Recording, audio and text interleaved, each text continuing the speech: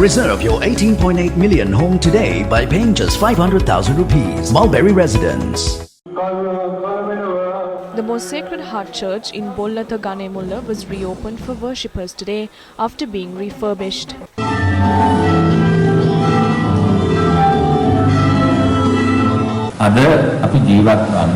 We are living through very difficult times. Many people are destitute and have been affected by poverty. The situation in the country is becoming more unbearable by the day. Sadness has become a part of our lives. We must try to get rid of this sadness and, if possible, transform this into a paradise. At one point, our leaders used to say that they will transform this country to be the wonder of Asia.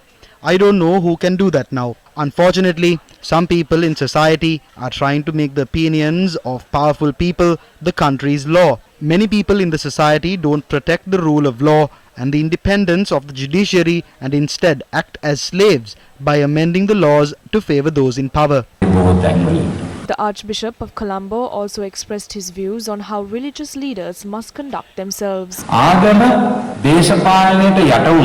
We would be betraying our religion if we mix it with politics. That would mean we are completely disregarding religious policies. Religious policies must be independent always. As a religious leader, I must be ashamed if I am betraying my religion for political gain or advantages. We can't be saying amen to everything they want. The people in Sri Lanka have been left helpless. Why is that? It seems that not just the political leaders, but even religious leaders have abandoned them. They are silent. This country is built on religious principles. This was where the Buddhist culture was born. We must support the people to live just as what that religion has preached. Being followers of other faiths, we must remain committed to protecting these religious policies.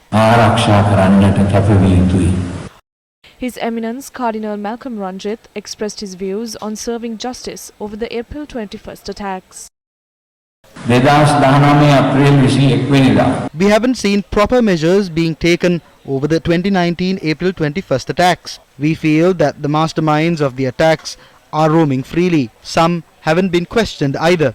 Their names have been mentioned in the Presidential Commission's report. We can see through their theatrics. They seem to give us the message to remain silent. If a commission was established, if millions of rupees were spent on it, and if hundreds of people gave evidence, we must implement all recommendations in the report. While some people are in prison, some others are roaming free.